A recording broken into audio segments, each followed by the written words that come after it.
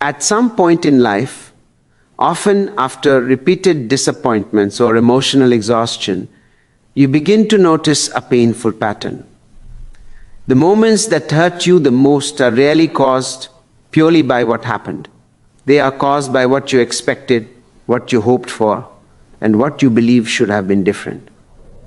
Pain grows strongest where attachment lives. Attachment to people, to outcomes, to recognition, to the idea that life must unfold in a certain way for you to be okay. This realization can be uncomfortable because it challenges a belief most people carry quietly, that peace comes from outside. From a young age, we are conditioned to look outward for safety. Approval from parents, acceptance from friends, love from partners, success in society. These external anchors slowly become part of our emotional structure. Without realizing it, we begin to measure our worth by how others treat us, how relationships go, and whether life meets our expectations. When these external supports shift, as they always do, the inner structure collapses. That collapse is what we call being hurt. It is important to understand that this pattern does not mean you are weak or flawed. It means you are human. Emotional attachment is a survival strategy learned early in life.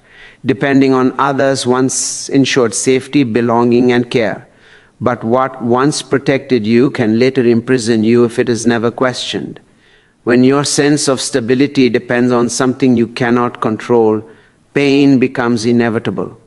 The first step toward a life where nothing and nobody can truly hurt you is not detachment from people, but awareness of where your power is placed. Ask yourself honestly where you seek safety.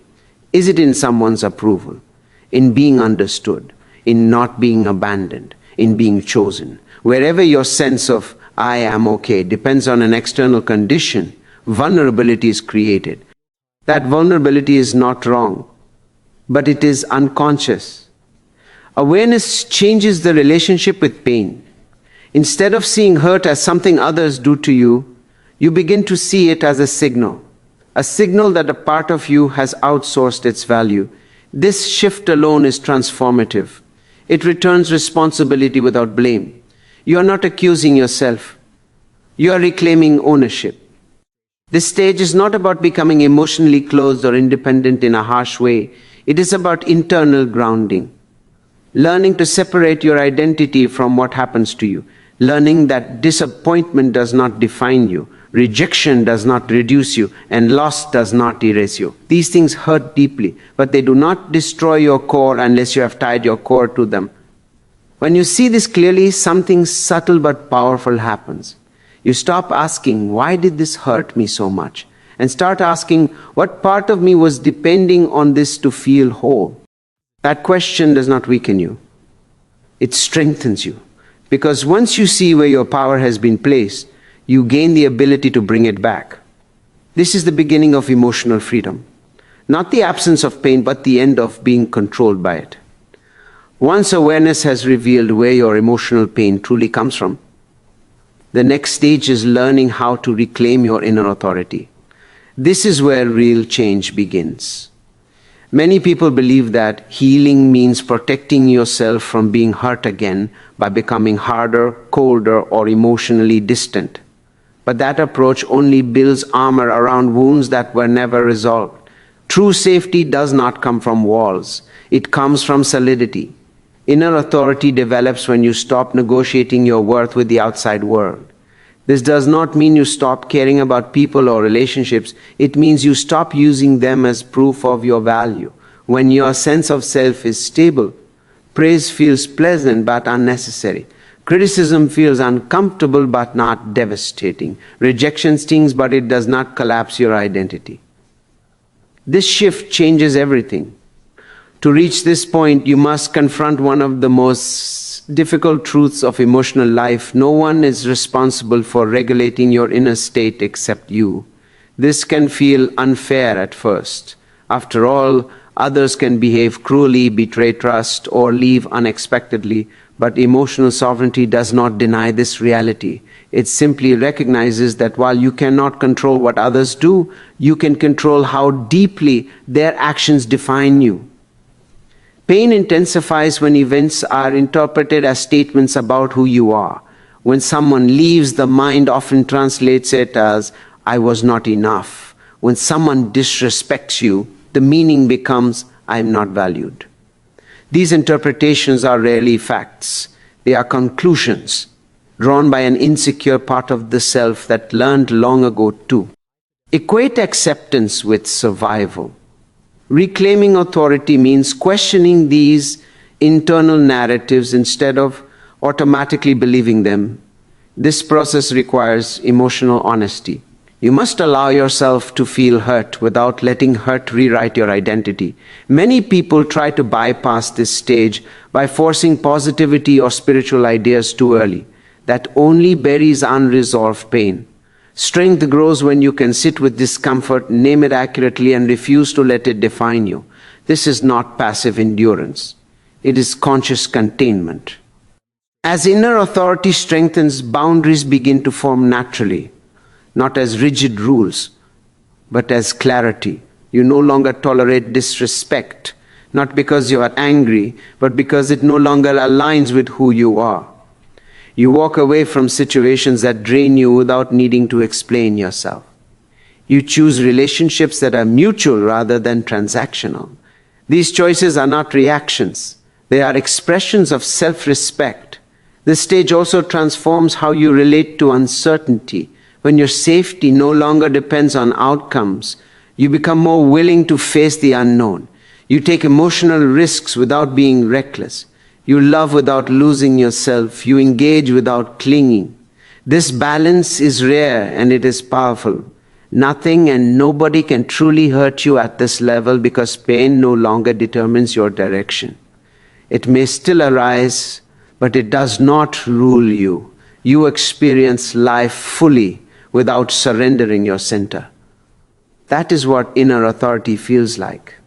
As inner authority stabilizes, something subtle but profound begins to change in the way pain is experienced. Pain no longer feels like an attack on your identity. Instead, it becomes information. This is one of the most important shifts on the path toward becoming emotionally unbreakable. When pain is no longer personal, it loses its power to wound you at the core. Most emotional suffering comes not from events themselves, but from resistance to what is happening. The mind fights reality by replaying moments, imagining different outcomes, or demanding explanations that never arrive. This resistance keeps pain alive long after the event has passed. In contrast, emotional resilience develops when you allow experiences to move through you without turning them into stories about who you are or what life means. At this stage, you stop asking, "Why is this happening to me?" and begin asking, "What is this revealing?" This question shifts your relationship with difficulty. Instead of feeling victimized by circumstances, you begin to observe patterns. You notice which situations trigger old fears, which relationships activate insecurity, and which expectations create suffering. Pain becomes a teacher rather than an enemy. This does not mean you welcome harm or tolerate mistreatment. Awareness does not equal passivity. In fact, clarity makes you more decisive. When you recognize that certain environments, habits, or dynamics consistently lead to suffering, you remove yourself without resentment. There is no need to dramatize or justify your choices. You simply respond to reality as it is.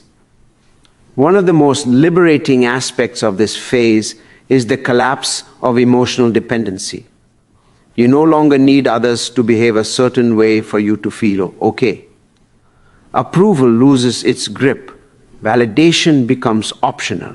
When connection is present, it is enjoyed. When it is absent, it is accepted. This independence does not create isolation, it creates freedom.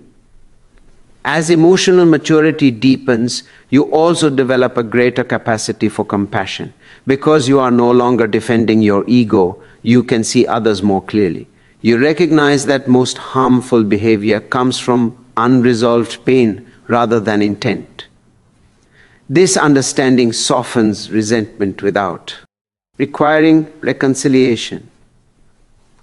Forgiveness becomes an internal release, not a transaction. Another important shift occurs in how you relate to fear. Fear no longer signals danger to your identity, but information about attachment. When fear arises, you observe what you are clinging to. Is it an image, an outcome, or a sense of control? By releasing attachment, fear loosens its grip. Courage emerges naturally, not through force, but through clarity. At this level, emotional pain still exists, but suffering diminishes. The difference is presence. You remain grounded while feeling deeply. You do not numb yourself, but you also do not drown. Emotions pass through awareness like weather rather than becoming the climate of your life. Nothing and nobody can truly hurt you here because your sense of self is no longer fragile. You are rooted in awareness rather than expectation. Life may challenge you, but it cannot take you away from yourself. The final stage is not about becoming invulnerable to pain, but about becoming anchored so deeply in yourself that nothing can displace you. This is where the statement, nothing and nobody will ever hurt you again, becomes true in its deepest sense. Life still happens, loss still occurs, disappointment still arises, but none of it reaches the center of who you are. At this level, your identity is no longer built from roles, relationships, achievements, or external validation. It is rooted in awareness. You know who you are even when circumstances change. You do not need to be understood to remain stable. You do not need to be chosen to feel whole. This inner anchoring creates a quiet confidence that cannot be shaken by praise or blame. One of the clearest signs of this stage is emotional neutrality toward outcomes. This does not mean indifference. It means balance. You care, but you are not consumed. You invest, but you do not cling. When things go well, there is gratitude. When they do not, there is acceptance. You move with life rather than fighting it. Relationships transform dramatically at this point. You stop seeking completion through others. Instead, you offer presence. Love becomes an expression rather than a need. You choose people who resonate with your values, not those who trigger familiar emotional patterns. Conflict, when it arises, is addressed directly and calmly. If a relationship ends, grief may appear, but it does not become self-abandonment. This stage also brings a profound sense of responsibility, not blame, but ownership. You no longer outsource your peace to conditions or people. You recognize that your inner state is your stewardship. This awareness is empowering rather than heavy. It removes the constant anxiety of managing how others feel or behave. You focus instead on living with integrity. Another important shift is your relationship with time. You are no longer in a hurry to arrive somewhere emotionally. You trust your unfolding. Urgency fades, comparison loses relevance. You stop measuring your life against imagined timelines. This patience creates depth and presence in everything you do. From this grounded place, compassion flows naturally. You do not need to protect yourself by judging others. You can see pain without absorbing it. You can offer kindness without self-sacrifice. Boundaries remain firm, but they are held without hostility. Strength becomes quiet and unprovable. At this level, life feels less like a battlefield and more like a conversation. Challenges are engaged, not resisted. Joy is received without fear of loss. Even uncertainty carries a sense of openness rather than threat. You are no longer bracing against the world.